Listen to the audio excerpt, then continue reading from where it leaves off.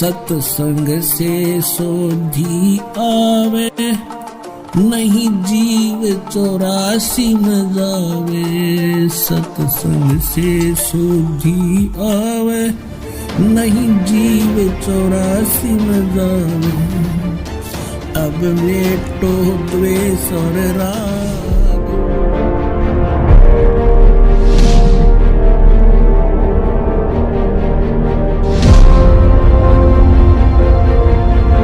जो मंत्र आपको दिए जाते हैं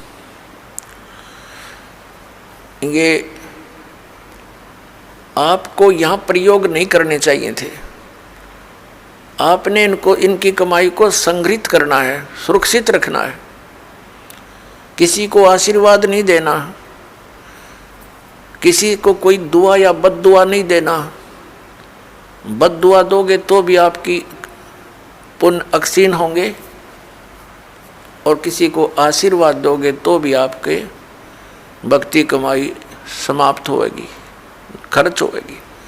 अब जैसे कोई एक पहिए से, एक टायर से हवा और दूसरे टायर में भरे, वो कितना बुद्धिमान है।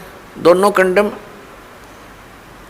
वो यूज है इसका। ये बुद्धिमान व्यक्ति ऐसे काम करता है, उसको सलाह देगा भाई यहाँ से जाइए, वहाँ आगे एक हवा भरने का यंत्र है, आप वहाँ से हवा भराइए, दोनों का काम चले। तो इस प्रकार हम अगर आशीर्वाद दे देते हैं तो हमारी पूंजी नष्ट हो जाती है, भक्ति। अब ना उसको लाभ, उसको थोड़ा सा लाभ उसको होगा, और आप यहीं रह गए, दोनों चौड़ चपट, क्या फायदा। तो इस प्रकार हमने अपने बच्चों को, भाई बहन, माता पिता, सबको, संबंधित जितने मित्र हैं या वैसे भी कोई, एक सद्भावना पूर्वक सबसे प्रार्थना करनी चाहिए कि आप भी दीक्षा लो और अपनी हवा आप भरो। जैसे एक पंप दे दिया जाता है साइकिल में हवा भरने का, तो सब ले लो पंप और अपनी भरो हवा, जब जरूरत पड़े फुल करो और चलो गाड़ी पर, सवारी पर। तो कहने का भाव ये है कि इसी प्रकार ये गुरुदेव जी से दीक्षा लेकर के आप स्वयं अपनी भक्ति मंत्र के जाप साधना के द्वारा अपने टायर में हवा स्वयं भरो और फिर चलो। तो इस प्रकार आप जी ने अब ना किसी को आशीर्वाद देना है, ना किसी को बद्दुआ देनी है, दोनों में हमें हानि है। पहले क्या था, इस काल का जाल है। आप देखते हो बुजुर्ग बड़े छोटों को आशीर्वाद देते हैं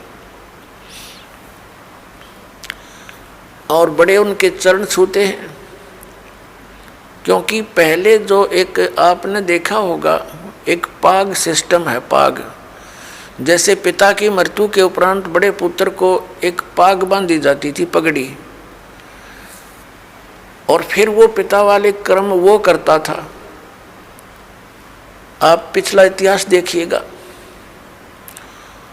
तो उसमें क्या होता है कि वो आशीर्वाद देने वाला अपनी पूंजी नष्ट करता है और उनको आशीर्वाद देता। जैसे आपने देखा होगा एक पुत्र वधू अपनी सास के पैर दबाती है, या किसी और बड़ी बूढ़ी के उसके पास बैठी है उसके पैर छूती है, वो उसको दुआ देती है, पुत्रवती हो, तेरे बेटे हो, पुतों फड़िए दूध दो, नहाइए, इस तरह के देते हैं। तो वो बुढ़िया के पास जो चवन्नी थी वह तो पुत्र वधू को दे दी, आप खाली होगी, आगे चारदर है ही नहीं।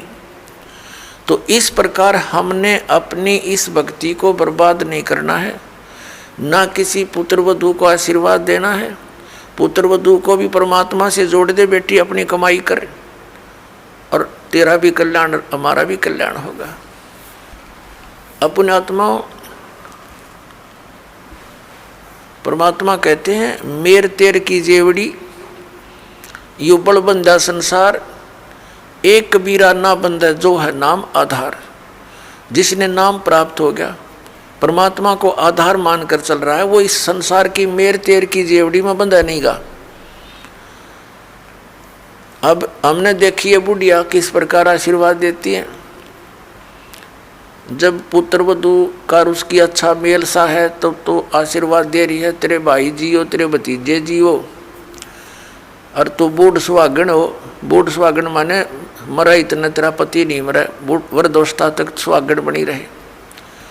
और अगले दिन उसकी होगी अनपन, बुढ़िया दे रही से गाल उसने, तेरे भाई मरियो, तेरे भतीजे मरियो, तो रांड होइयो।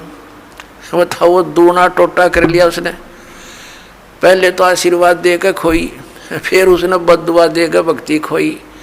तो ये कोई बात हुई?